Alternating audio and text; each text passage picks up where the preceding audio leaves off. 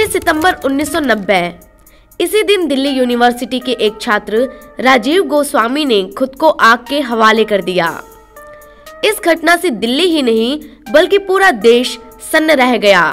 Indian express के पास Delhi university के छात्र राजीव गोस्वामी की वे तस्वीरें भी मौजूद हैं। राजीव को तो पुलिस ने बचा लिया, लेकिन उसके बाद आत्मदाह का जैसे सिलसिला ही शुरू हो गया। एक के बाद एक छात्र छात्राएं आत्मदाह करने लगे। दरअसल ये छात्र छात्राएं विरोध कर रहे थे उस आरक्षण का जिसे वीपी सिंह की सरकार ने 27% तक और बढ़ा दिया था। मोदी सरकार ने सवर्णों को आर्थिक आधार पर 10% आरक्षण देने का फैसला किया, तो आरक्षण से जुड़ा 1990 का ये किस्सा एक बार फिर चर्चा में आ गया। आरक्षण तो आजादी मिलने के बाद ही लागू हो गया था, लेकिन उस वक्त अचानक क्यों छात्र छात्राएं अपने जान जोखिम में डालने लगे थे। आइए जानते हैं आरक्षण से जुड़े इस सियासी किस्से में। आजादी के समय समाज में पिछड़ी जातियों की हालत बेहद खराब थी। उन्हें बराबरी का दर्जा नहीं दिया जाता था और छुआछूत जैसी तमाम कुरीतियां हमारे समाज में फैली थी। जब देश आजाद हुआ तो बाबा साहेब भीमराव अंबेडकर ये चाहते थे कि दलितों के लिए एक अलग देश बने। ऐसे में गांधी जी ने अंबेडकर को समझाया और पिछड़े जाति के लोगों को समाज में समानता दिलाने का पूरा प्रयास किया। भीमराव अंबेडकर आजादी के समय भारत का संविधान लिख रहे थे। उन्होंने पिछड़े लोगों को समाज में समानता दिलाने के लिए नौकरी और शिक्षण संस्थानों में आरक्षण का प्रावधान रखा। संविधान के अनुच्छेद 15 में उन्होंने आरक्षण का जिक्र किया। उस वक्त इस व्यवस्था को सिर्फ 10 साल के लिए लागू किया गया था, लेकिन धीरे धीरे इसकी समय अवधि बढ़ती चली गई। अब बात आती है मंडल कमीशन की।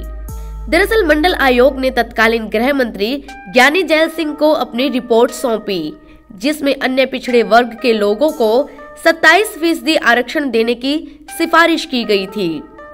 दिसंबर 1980 में यह रिपोर्ट पेश की गई, लेकिन लागू नहीं हो सकी। साल 1989 के लोकसभा चुनावों में जनता दल ने आयोग की सिफारिशों को अपने चुनावी घोषणा पत्र में शामिल कर लिया। 1990 में जब वीपी सिंह की सरकार बनी तो उसमें चौधरी देवीलाल उप प्रधानमंत्री थे। दोनों के बीच किसी बात को लेकर मतभेद हो गया और देवीलाल ने शक्ति प्रदर्शन के लिए एक रैली का आयोजन किया। उस समय शरद यादव ने वीपी सिंह के सामने यह शर्त रख दी कि या तो रैली से पहले मंडल कमीशन की सिफारिशों को लागू करे, नहीं तो वे देवीलाल को अपना समर्थन दे देंगे। सरकार को खतरे में देखकर वीपी सिंह ने मंडल कमीशन की सिफारिशों को लागू कर दिया।